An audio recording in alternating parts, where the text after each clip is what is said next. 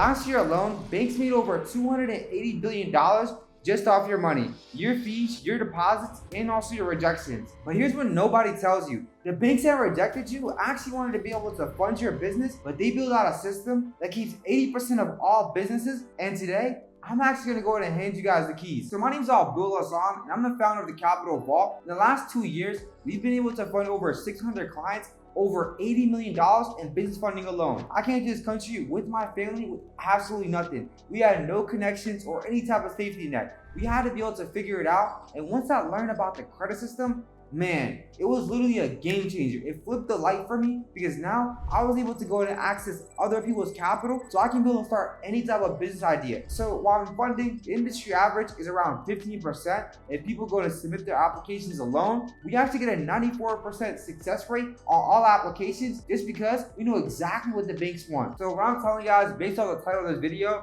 is that these are the things that banks don't want you to know, especially in 2026. Definitely want to stick around to the end of this video because steps 4 and 5 can save you guys tens of thousands of dollars just alone. So the first thing is what we call the bank rating score. Most people, whenever they go and apply for any type of lending products, especially for their business, they think that the bank only looks at their business and personal credit score. But that's really not even the truth. What they really look at is your bank rating score. Now, your bank rating score is anywhere from a 3 all the way to a 10. So a 10 is the highest bank rating score that you can be able to get. And how your bank rating score is determined is by the average daily balance that you keep in your bank within a 90-day period. But if you take out the capital, let's say in day 30 or day 60, then your bank rating score is going to be determined on the amount left that you actually took out. So let's say that you had $30,000 deposited. If you take out $15,000, then your bank rating score is going to be determined by that $15,000 that you have in that account. So if you want to be able to get the best possible rates and also the best possible limits from the banks, make sure to go ahead and keep at least $10,000 to $20,000 in your actual account so you can be able to have a higher bank rating score. And that way, whenever the bank actually looks at your application,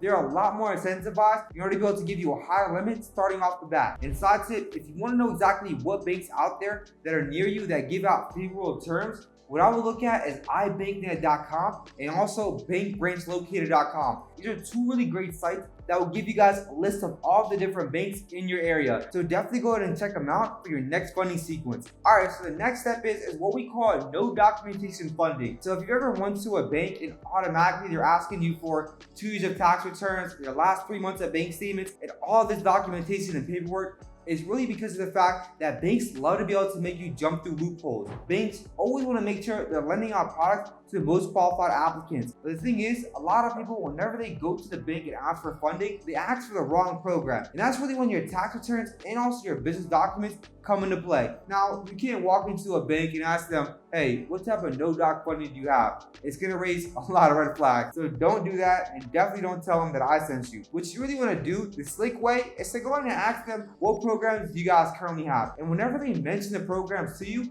ask them, what do you need to qualify? Let's say, for example, if you wanna apply for a credit card, they'll ask you, well, we can be able to give you funding for up to $50,000. And usually all you need to do is submit an application and it doesn't require any type of tax returns. And knowing these little small nuances is really being able to understand what programs exist out there. At the end of the day, bankers are great, but they're not incentivized to be able to educate you. They're incentivized for them to be able to submit as many applications as possible. So it's really on you to know that all of these programs exist. All right, so the next one is time sensitive, so you definitely want to pay attention. Now, the credit scores are going to go ahead and change because buy now, pay laters are now going to go ahead and hit your credit score and they will affect it. So in the past, you would simply go ahead and qualify for these buy now, pay laters by soft inquiry and they wouldn't touch your credit report. Now, all the major credit bureaus are going to go and report the buy now, pay laters to your account. How this really going to affect your credit score is that now it's going to go ahead and limit your average age of account. So now that instead of having a 5-year account, you're going to have these short-term loans that's going to hit your credit report and it's going to significantly decrease your credit age. So the best way to be able to have a 800 credit score, to have long-term accounts that have low balances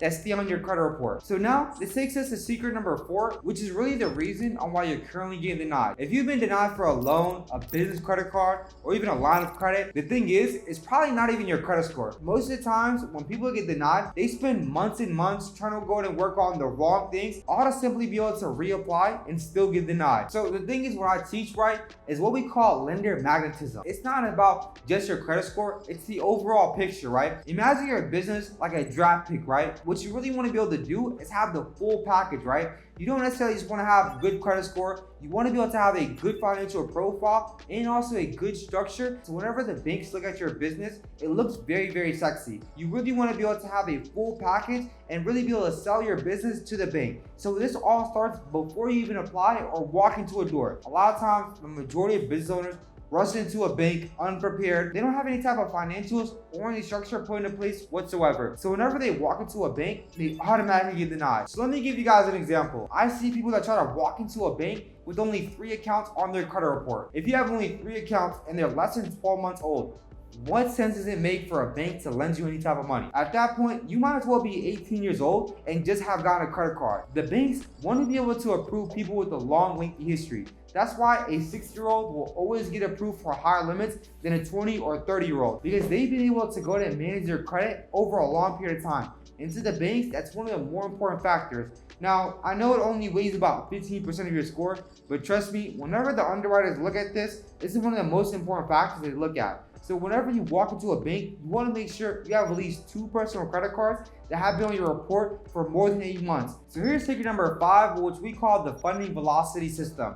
So most people, whenever they walk into a bank, they're going to go and apply randomly, trying to go and apply for one bank after the other and just see exactly what sticks. What they're basically doing is throwing spaghetti on the wall and trying to see what sticks. You can go to all these sketchy fly-by-night lenders, which are going to charge you predatory rates. But if you really want to be able to get approved, you need to make sure you do it properly and with structure. So how this really works, right, is you want to be able to make sure that your personal credit is properly structured by being able to have the right accounts. And then what you do is you want to be able to go ahead and build up 5 different accounts every single 90 days. This is how you're able to accelerate approvals and be able to build up your funding really fast. Because once you start to build out relationships with banks that only pull with certain bureaus, then all of the other bureaus won't be able to see it. And that's how you're able to triple your funding, just by being able to utilize that secret alone. So after you go and start to build out relationships with these banks successfully, that's really when it starts to get fun. Banks are really competing for your business. So look, everything that I just told you, a bank will never be able to tell you, because the most dangerous thing to a bank is an informed borrower. So I just give you guys the exact blueprint on how you guys can be able to build out your bank rating, be able to know exactly how to build out your personal credit report, and package your overall application to the bank so you never get denied. What I need you guys to do is to make sure to go ahead and hit the subscribe button and get your boys at 10,000 subscribers. Your boy's going hard as ever, and we need to be able to go ahead and scale this channel. So go ahead and make sure to subscribe and tap the bell notifications below for all the latest videos. So that's it for me today, and I'm out. And like always, I'll see you at the top.